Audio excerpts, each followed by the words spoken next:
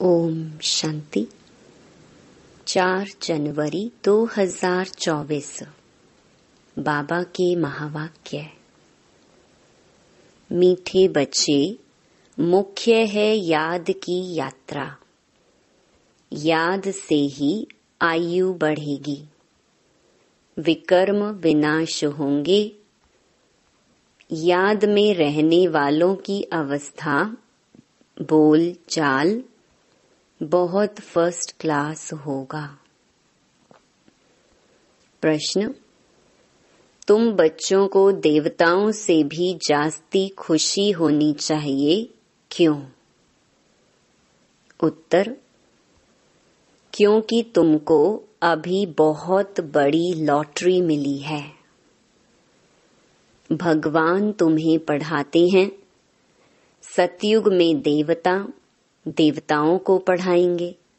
यहाँ मनुष्य मनुष्यों को पढ़ाते हैं, लेकिन तुम आत्माओं को स्वयं परमात्मा पढ़ा रहे हैं। तुम अभी स्वदर्शन चक्रधारी बन रहे हो। तुम्हारे में सारी नॉलेज है। देवताओं में यह नॉलेज भी नहीं। गीत जाग सजनिया जाग। ओम शांति।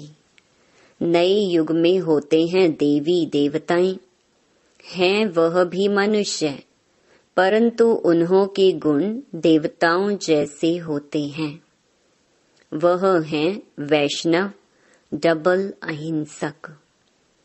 अभी मनुष्य डबल हिंसक हैं, मारा मारी भी करते, काम कटारी भी चलाते। इसको कहा जाता है मृत्यु लोक, जिसमें विकारी मनुष्य रहते हैं। उसको कहा जाता है देवलोक, जिसमें देवी देवता रहते हैं। वह डबल अहिंसक थे। उन्हों का भी राज्य था।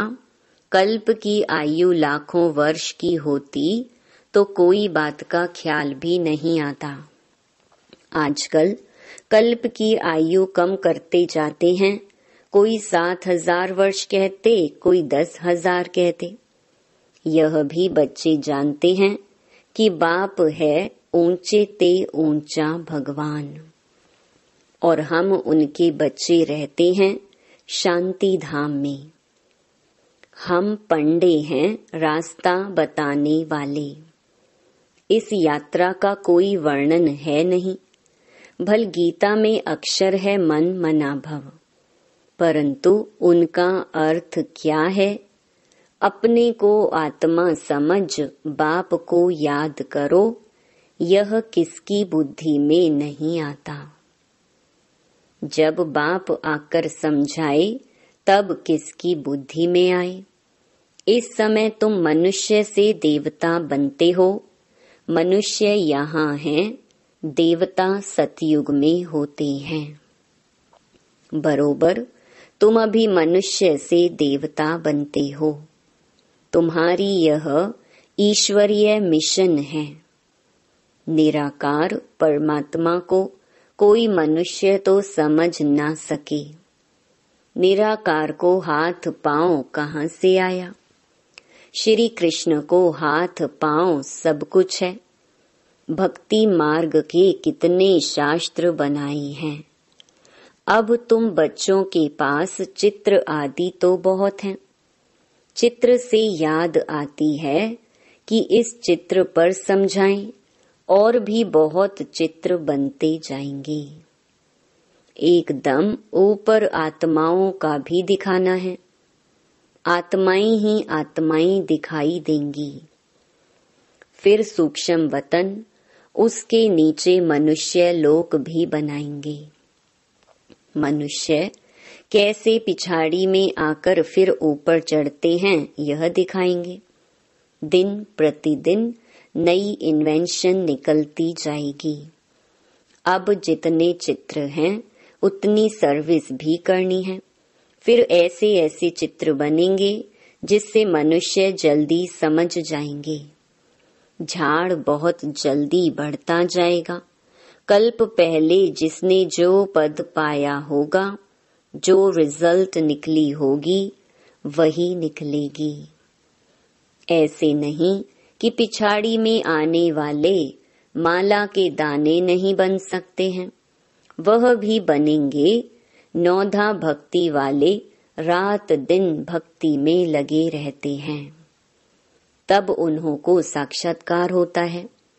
यहाँ भी ऐसे निकलेंगे, रात दिन मेहनत कर पतित से पावन बनेंगे। चांस सबको है, ऐसे नहीं पिछाड़ी में कोई रह जाए। ड्रामा ही ऐसा बना हुआ है जो कोई रह नहीं सकता। सब तरफ पैगाम देना है। शास्त्रों में है, एक रह गया तो उल्हे ना दिया। यह चित्र अखबार आदि में भी पढ़ेंगे, तुमको भी निमंत्रण मिलते रहेंगे।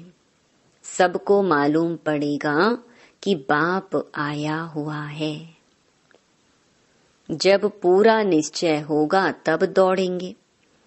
नामाचार निकलता ही रहेगा। नवयुग सतयुग को ही कहा जाता है। नवयुग अखबार भी निकलती है। कहते हैं न्यू दिल्ली, परंतु न्यू दिल्ली में यह पुराना किला किचड़ा आदि हो न सके। अभी तो हर चीज टेढ़ी बाकी हो गई है। सतयुग में सब तत्व भी ऑर्डर में रहते हैं। यहाँ तो 5 तत्व भी तमो प्रधान हैं। वहाँ सब सतो प्रधान होते हैं, तो हर एक तत्व से सुख मिलता है। दुख का नाम भी नहीं, उसका नाम है स्वर्ग। यह सब बातें अब तुम समझते हो कि बरोबर अभी हम तमो प्रधान बन गए हैं। सतो प्रधान बनने के लिए पुरुषार्थ कर मंजिल पर चढ़ रहे हैं और सब अंधियारे में हैं। हम रोशनी में हैं। हम ऊपर जा रहे हैं और सब नीचे गिर रहे हैं। यह सब विचार सागर मंथन तुम बच्चों को करना है। शिव बाबा है सिखलाने वाला। वह तो मंथन नहीं करेंगे। ब्रह्मा को मंथन करना होता है। तुम सब विचार सागर मंथन कर समझाते हो। कोई का तो मंथन बिल्कुल नहीं चलता। पुरानी दुनिया ही याद पड़ती है। बाबा कहते हैं पुरानी दुनिया को एकदम भूल जाओ। परंतु बाबा जानते हैं नंबरवार पुरुषार्थ अनुसार राजधानी स्थापन हो रही है। बाप कहते हैं मैं आकर राजधानी स्थापन कर बाकी सबको वापस ले जाता हूँ। वह लोग तो सिर्फ अपना अपना धर्म स्थापन करते हैं। उनके पिछाड़ी उनके धर्म के आते रहते हैं। उनकी क्या महिमा करेंगे? महिमा तो तुम्हारी है। आदि सनातन देवी देवता धर्म को ही हीरो हीरोइन कहा जाता है। हीरे जैसा जन्म और कौड़ी जैसा जन्म तुम्हारे लिए गाया हुआ है। फिर तुम एकदम चोटी से गिरकर एकदम नीचे आकर पड़ते हो। तो इस समय तुम बच्चों को देवताओं से भी ज्यादा खुशी होनी चाहिए, क्योंकि तुमको लॉटरी मिली है। तुम्हें अब भगवान पढ़ाते हैं। वहाँ तो देवता देवताओं को पढ़ाएंगे। यहाँ मनुष्य मनुष्यों को पढ़ाते हैं और तुम आत्माओं को परम पिता परमात्मा पढ़ाते हैं। फर्क हो गया ना। तुम ब्राह्मणों ने राम राज्य और रावण राज्य को भी समझा है।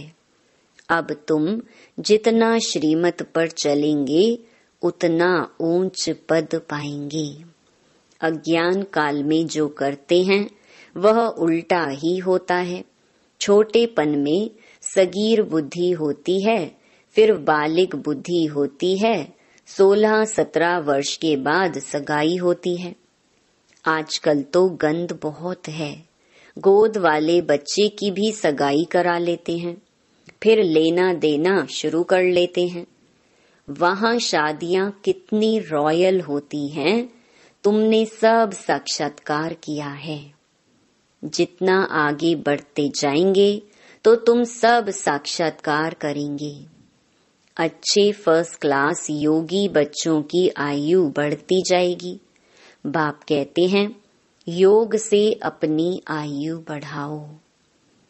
बच्चे समझते हैं योग में हम ढीले हैं, याद में रहने लिए माथा मारते हैं, परंतु रह नहीं सकते, घड़ी घड़ी भूल जाते हैं।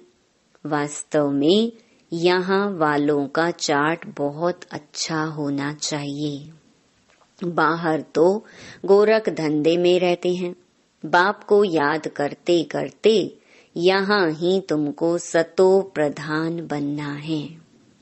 कम से कम भोजन बनाते काम करते 8 घंटा मुझे याद करो, तब कर्मातीत अवस्था अंत में होगी। कोई कहे मैं 6-8 घंटा योग में रहता हूँ, तो बाबा मानेगा नहीं। बहुतों को लज्जा आती है, चार्ट नहीं लिखते हैं, आधा घंटा भी याद में नहीं रह सकते। मुरली सुनना कोई याद नहीं है, यह तो धन कमाते हो। याद में तो सुनना बंद हो जाता है। कई बच्चे लिख देते हैं याद में मुरली सुनी, परंतु यह याद थोड़े ही है। बाबा खुद कहते हैं मैं घड़ी घड़ी भूल जाता हूँ। याद में भोजन करने बैठता हूँ, बाबा आप तो अभोक्ता हो। यह कैसे कहूँ बाबा आप भी खाते हो, हम भी खाते हैं। कोई कोई बात में कहेंगे कि बाबा भी साथ है। मुख्य है याद की यात्रा। मुरली की सब्जेक्ट बिल्कुल अलग है। याद से पवित्र बनते हैं, आयु बढ़ती है। बाकी ऐसे नहीं कि मुरली सुनी तो बाबा इसमें था ना। मुरली सुनने से विकर्म विनाश नहीं होंगे। मेहनत है। बाबा जानते हैं बहुत बच्चे बिल्कुल याद नहीं कर सकते हैं। याद में रहने वाले की अवस्था बोल चाल बिल्कुल अलग रहेगा। याद से ही सतो प्रधान बनेंगे, परंतु माया ऐसी है जो एकदम बुद्धू बना देती है। बहुतों की बीमारी उथल पड़ती है, मोह जो नहीं था वह उथल पड़ता है, फंस मरते हैं। बड़ी मेहनत का काम है। मुरली सुनना यह सब्जेक्ट अलग है। यह है धन कमाने की बात। इसमें आयु नहीं बढ़ेगी, पावन नहीं बनेंगे, विकर्म विनाश नहीं होंगे। मुरली तो बहुत सुनते हैं, फिर विकार में गिरते रहते हैं, सच नहीं बताते। बाप कहते हैं पवित्र नहीं रह सकते तो यहाँ क्यों आते हो। कहते हैं बाबा मैं अजामिल हूँ, यहाँ आऊंगा तब तो पावन बनूंगा। यहाँ आने से कुछ सुधार होगा, नहीं तो कहाँ जाएं। रास्ता तो यही है। ऐसे ऐसे भी आते हैं, कोई न कोई समय तीर लग जाएगा। बाबा यहाँ के लिए भी कहते हैं यहाँ कोई अपवित्र को नहीं आना चाहिए। यह तो इंद्र सभा है। अभी तक तो आ जाते हैं, एक दिन यह भी ऑर्डिनेंस निकलेगा। जब पक्की गारंटी करें तब अलाउ करें, तो समझेंगे यह तो ऐसी संस्था है कोई अपवित्र अंदर जा नहीं सकता। तुम बच्चे समझते हो यह किसकी सभा है। हम भगवान ईश्वर सोमनाथ बबूलनाथ के पास बैठे हैं। वही पावन बनाने वाला है। अभी आखरीन में बहुत आ जाएंगे तो फिर कोई हंगामा आदि कर ना सके। इस धर्म के जो होंगे वह निकल आएंगे। आर्य समाजी भी हैं हिंदू। सिर्फ मठ पंथ अलग कर दिया है। देवताएं होते हैं सतयुग में, यहाँ सब हिंदू हैं। वास्तव में हिंदू धर्म है नहीं, यह हिंदुस्तान तो देश का नाम है। तुम बच्चों को उठते बैठते चलते स्वदर्शन चक्रधारी बनना है। स्टूडेंट को पढ़ाई की याद रहनी चाहिए ना। सारा चक्कर बुद्धि में है। देवताओं और तुम्हारे में थोड़ा फर्क रहा है। पक्के स्वदर्शन चक्रधारी बन जाएंगे तो फिर विष्णु के कुल के बन जाएंगे। तुम समझते हो हम यह बन रहे हैं, वह देवताएं फाइनल हैं। तुम फाइनल तब होंगे जब कर्मातीत अवस्था हो। शिव बाबा तुमको स्वदर्शन चक्रधारी बनाते हैं, उनमें नॉलेज है ना, वह हैं तुमको बनाने वाले। तुम हो बनने वाले। ब्राह्मण बन फिर देवता बनेंगे। अब यह अलंकार तुमको कैसे दे? अब तुम पुरुषार्थी हो, फिर तुम विष्णु के कुल के बनते हो। सतयुग वैष्णव कुल है ना, तो ऐसा बनना है। तुमको तो मीठा बनना है। ऐसा वैसा अक्षर बोलने से ना बोलना अच्छा है। एक दृष्टांत है।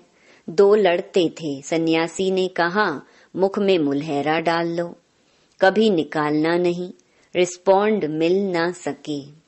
5 विकारों को जीतना कोई मासी का घर नहीं है। कोई तो अपना अनुभव भी बताते हैं। हमारे में बहुत क्रोध था, अब बहुत कम हो गया है। बहुत मीठा बनना है। कल तुम इन देवताओं के गुण गाते थे, आज तुम समझते हो हम यह बन रहे हैं। नंबर वार ही बनेंगे।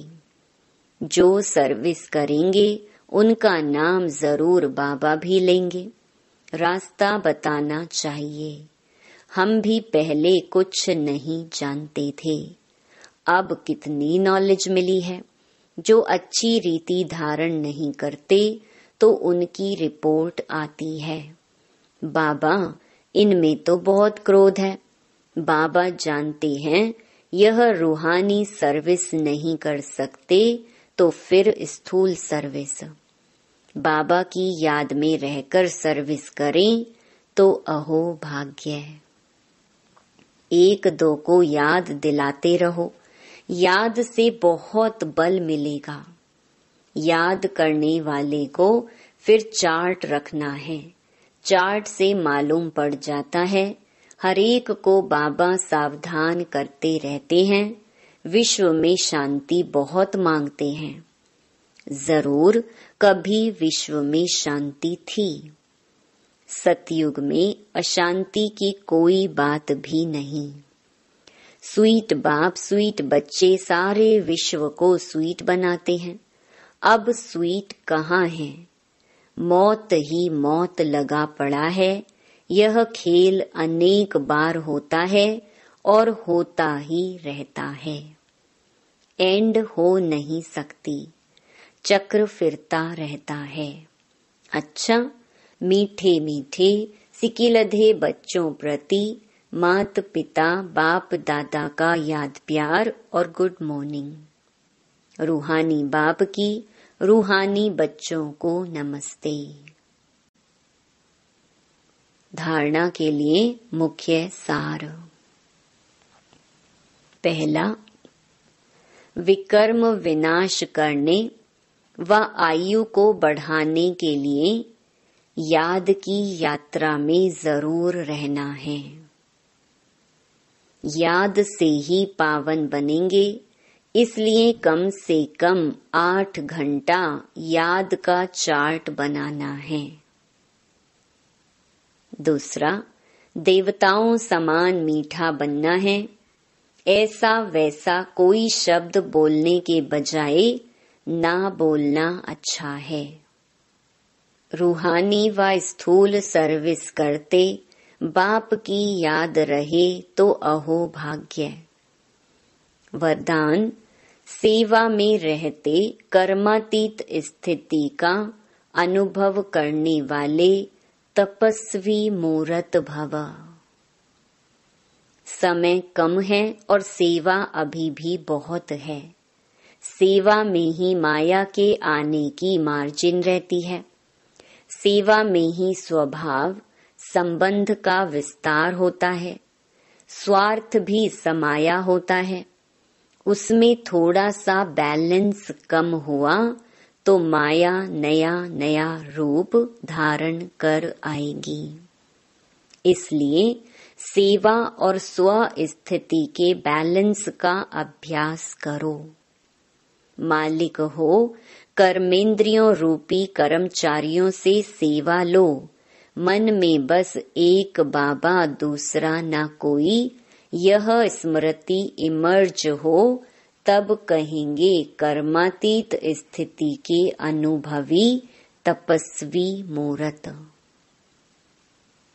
स्लोगन: कारण रूपी नेगेटिव को समाधान रूपी पॉजिटिव बनाओ। अव्यक्ति साइलेंस द्वारा डबल लाइट फरिश्ता स्थिति का अनुभव करो। फरिश्ता स्थिति का अनुभव करने के लिए किसी भी प्रकार के व्यर्थ और नेगेटिव संकल्प, बोल व कर्म से मुक्त बनो। व्यर्थ व नेगेटिव यही बोझ सदा काल के लिए डीप साइलेंस का अनुभव करने नहीं देता। अब व्यर्थ बोझ से सदा हल्के बन डबल लाइट फरिश्ता बनो। ओम शांति।